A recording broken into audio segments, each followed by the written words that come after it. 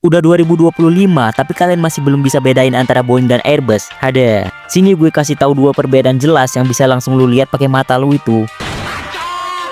Gue ambil perbandingan antara dua pesawat paling umum dari kedua pabrikan ini ya, yaitu 737-800 dan A320-200. Yang pertama, kalian lihat hidungnya. Kalau kalian lihat hidungnya runcing dan tajam, fix itu Boeing 737. Kalau hidungnya bulat dan tumpul, itu udah pasti Airbus A320. Terus kalian lihat di bagian samping jendela kokpitnya, kalau bentuknya runcing kayak huruf V gini, berarti itu Boeing. Kalau udah kayak gini, ya udah pasti punya Airbus. Tapi ini perbandingan antara 737-800 dan A320-200 yang paling umum di Indonesia ya, bisa jadi berbeda di jenis pesawat lain. Jadi udah tahu kan perbedaannya? Komen di bawah ya.